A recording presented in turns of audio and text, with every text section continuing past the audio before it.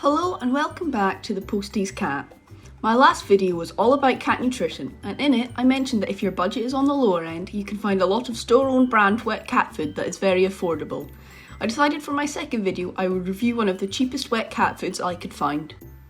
VitaCat is a brand of cat food exclusively sold by the budget supermarket chain Aldi. Although there isn't a huge amount of variety, they do sell wet and dry cat food for adult and senior cats. As of making this video, they do not have any kitten recipes. They do also sell some treats.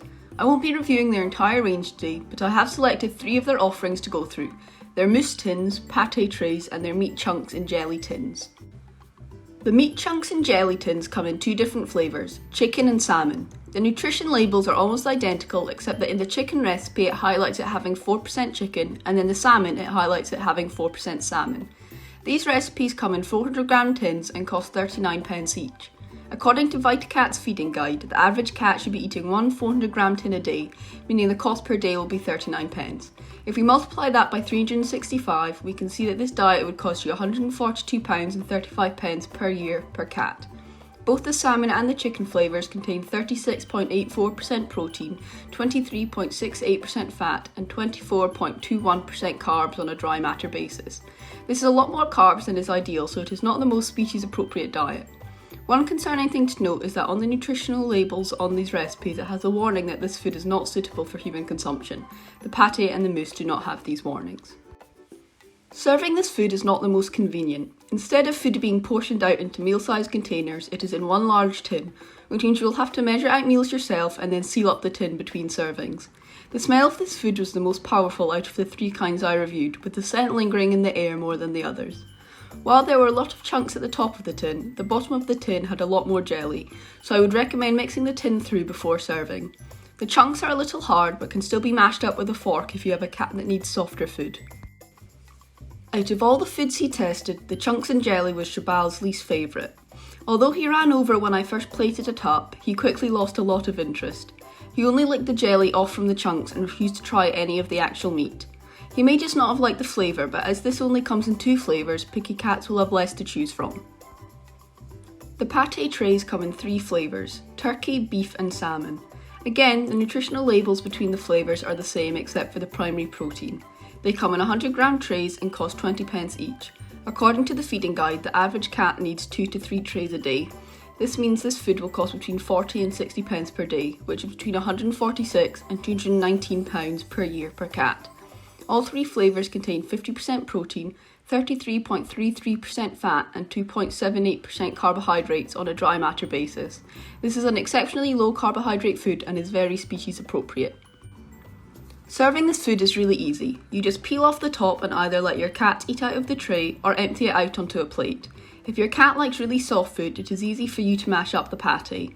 The pate has a lot of visible chunks of animal parts, which makes it easy to see where all of that protein is coming from. All of the flavours smelt the same and it wasn't too overpowering of a smell. I would say the pate was the food Shabal liked the most. He was very interested in it when I first opened it and happily gobbled it all up. Lastly, the mousse tins come in 4 flavours: turkey, liver, beef and ocean fish. This gives a lot more variety than the chunks in the pate. Just like the chunks in the pate, the nutritional labels are pretty much the same for each flavour. The mousse comes in 85g tins and are £38 each. The average cat will need to eat 3 to 4 tins a day.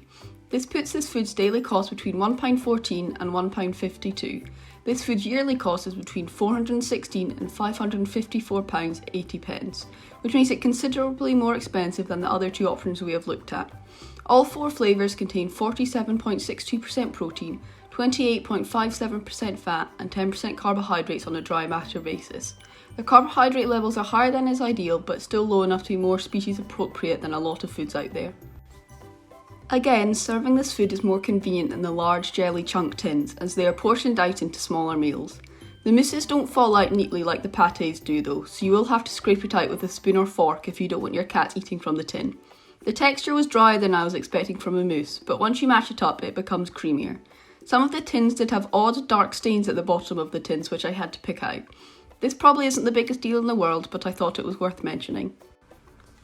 At first Shabal wasn't interested in this food at all. When I first opened it up and plated it, he was not interested in it whatsoever. Once I put a little bit on my finger for him to try, he did come right over and ate the rest very happily. I can only imagine the smell wasn't that nice to him, but the flavour was. Overall, I would say the VitaCat range is average, with the pate being the clear winner out of the three. It has the highest protein content out of all of the foods and the least carbohydrates.